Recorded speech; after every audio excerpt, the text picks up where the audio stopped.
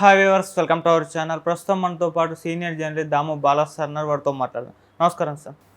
Sir, BRS MLA Lasya Nanditha గారి కారుకి accident అయింది సార్. సో ఆమె కూడా అక్కడే స్పాట్లోనే చనిపోవడం జరిగింది.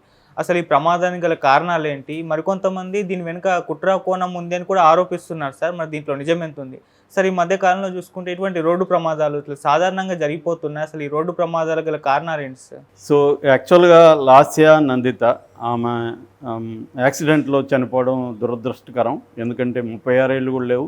2 నెలలకు ముందే ఆమె అసెంబ్లీలో లాస్య నందిత అనే ప్రమాణ స్వీకారం చేసింది ఎమ్మెల్యేగా.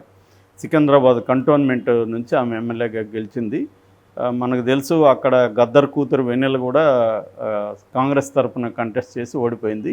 ఈమె లాస్య నందిత ఏమో బీఆర్ఎస్ తరఫున పోటీ చేసి గెలిచింది.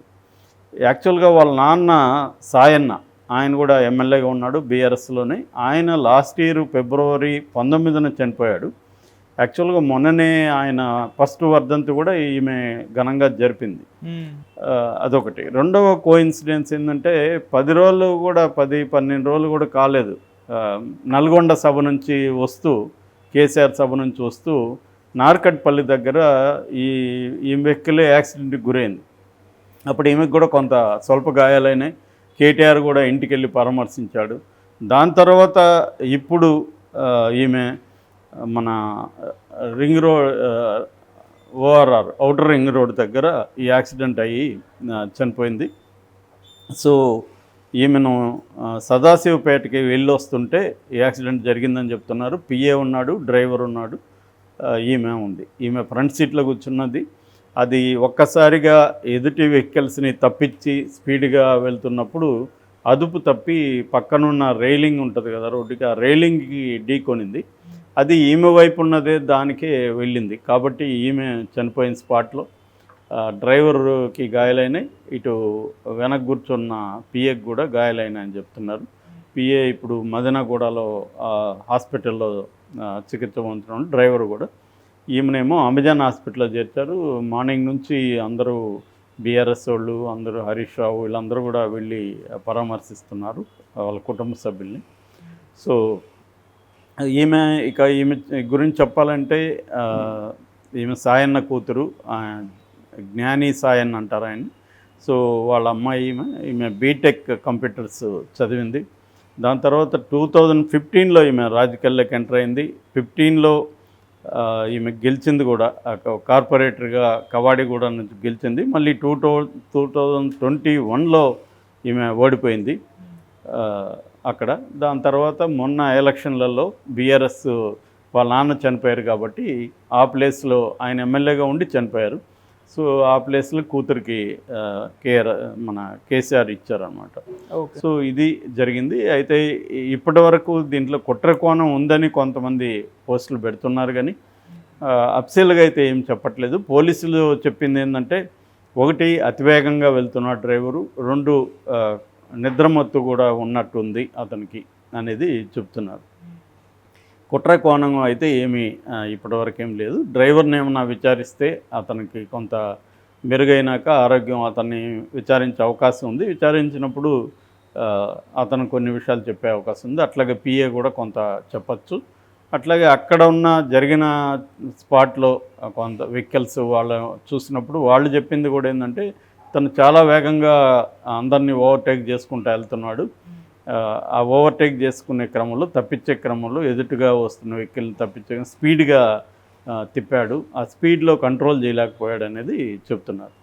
సో ఇక యాక్సిడెంట్లు ఎందుకు ఇండియాలో ఎక్కువ ఉన్నాయి అనుకున్నప్పుడు, వరల్డ్లో, ప్రపంచంలో వెహికులర్ పాపులేషన్లో ఇండియా 1% ఉంది ఇప్పటికి కూడా. మనకి ఎక్కువ వెహికల్స్ ఉన్నట్టు కనబడతాయి, కానీ ప్రపంచ వెహికల్స్లో ఇండియా 1% ఉంది, కానీ యాక్సిడెంట్లలో ఇండియా 6% ఉంది. సో అంత హెవీ యాక్సిడెంట్స్ జరుగుతున్నాయి. మనకు పర్ డేకి 1264 యాక్సిడెంట్లు జరుగుతున్నాయి హైవేల మీద. అందులో 462 మంది చనిపోతున్నారు. అంటే గంటకు 53 యాక్సిడెంట్లు జరుగుతున్నాయి. 19 మంది ఒక గంటకి చనిపోతున్నారు. ఇందులో 33% నేషనల్ హైవేస్ మీదే యాక్సిడెంట్లు జరుగుతున్నాయి. ఈ యాక్సిడెంట్లలో 70% యంగ్స్టర్సే చనిపోతున్నారు. అంటే ఎక్కువ వేగంగా పోయేది పిల్లలే ఎక్కువగా, అంటే టీనేజ్ కావచ్చు, అర్లీ టీన్స్లో ఉన్నవాళ్ళు, లేకపోతే 20-30 మధ్య ఏజ్ గ్రూపు, వీళ్ళు ఎక్కువ చనిపోతున్నారు యాక్సిడెంట్లో. ఈ ఈ యాక్సిడెంట్లకి 2022లో తీసుకుంటే మొత్తంగా యాక్సిడెంట్లు 169,000 జరిగాయి యాక్సిడెంట్లు, అంటే చనిపోయారు. 169,000 మంది చనిపోయారు. 4,43,000 మంది గాయపడ్డారు. సో అది రికార్డ్ అన్నమాట 2022లో. ఇక యాక్సిడెంట్లకు ప్రధాన కారణం చూసుకుంటే డ్రైవర్ రిలేటెడ్ యాక్సిడెంట్ కొన్ని ఉంటాయి. డ్రైవర్ రిలేటెడ్ వచ్చి ఓవర్ స్పీడ్గా వెళ్ళడం, తర్వాత డ్రంక్ అండ్ డ్రైవింగ్. చాలామంది ఎంతగా పట్టుకుంటున్నా కూడా లైట్గా వేసుకొని వెళ్తూ ఉండడం, మధ్యలో మనకి హైవేల దగ్గరంతా కూడా పక్కనే అందుబాటులో అప్పటికీ హైవేలకి 500 మీటర్స్ దూరం ఇట్లాంటివో కండిషన్స్ ఉన్నాయి, కానీ ఏమైనా దొరుకుతుంది. సో అక్కడి నుంచి తాగి డ్రైవ్ చేయడం, తర్వాత డిస్ట్రాక్టెడ్ డ్రైవింగ్ అంటారు. అంటే చాలామంది ప్రొఫెషనల్ డ్రైవర్స్ని కానీ మనం గమనిస్తే వాళ్ళు ఇట్లా డ్రైవ్ చేస్తూ వాటర్ తాగడం, డ్రైవ్ చేస్తే ఈ మధ్య నేను చాలామందిని చూస్తున్నా మెసేజ్లు ఇస్తూ ఉన్నారు. 2 వీలర్లు వెళ్తూ అతను మెసేజ్లు ఇస్తూ వెళ్తాడు, మనకు ఎదురుగా వస్తుంటాడు. నేను కార్లు వెళ్తుంటే అతను ఎదురుగా మెసేజ్లు ఇస్తాం, నాకు భయం ఎక్కడో వాడు వచ్చి మనం కొట్టినా వాడు కొట్టినా అతనికి నష్టం, దానివల్ల ఇబ్బంది కదా. సో అలాగే మెసేజ్లు ఇస్తాం. కారులో కూడా 120, 140లో వెళ్తూ మెసేజ్లు ఇచ్చేవాళ్ళు నేను చూశాను. సో మెసేజ్లు ఇవ్వడం, వాటర్ తీసుకోవడం, వెనక నుంచి ఇట్లా లాగి వాటర్. హరికృష్ణ అలాగే చనిపోయినాడు, వెనక నుంచి ఇట్లా తీసుకొని తాగుతూ ఆయన డ్రైవింగ్లో ప్రాబ్లం. ఇవన్నీ ఏంటంటే ఎక్స్పీరియన్స్డ్ డ్రైవింగ్స్కి ఓవర్ కాన్ఫిడెన్స్ ఉంటుంది. నాకు డ్రైవింగ్ రాదని నాకు తెలిసినప్పుడు నేను జాగ్రత్తగా ఉంటాను. అవును, డ్రైవింగ్ నాకు చాలా బ్రహ్మాండంగా వచ్చి అనుకున్నప్పుడు ఓవర్ కాన్ఫిడెన్స్తో చాలామంది డిస్ట్రాక్టెడ్ డ్రైవింగ్కి లోన్ అవుతారు. సెల్ ఫోన్ ఒకటి డిస్ట్రాక్ట్ అవుతుంది, ఇదొకటి. తర్వాత పక్కన వాళ్ళతో కబుర్లు చెప్తా పోవడం, ఇలాంటి అనేక రకాలు. అట్లాగే లౌడ్గా సాంగ్స్ పెట్టుకొని పోయే వాళ్ళు కూడా ఉంటారు. దానివల్ల బయట ఎవడన్నా హార్న్ ఇచ్చినా ఏమీ వీడికి వినబడదు. సో ఇలాంటి కారణాలు ఉన్నాయి. రెండోది ఫ్యాటిగ్, అలసిపోయి ఉంటాము, నిద్ర మొత్తం ఉంటుంది, నైట్ సరిగా నిద్ర ఉండదు.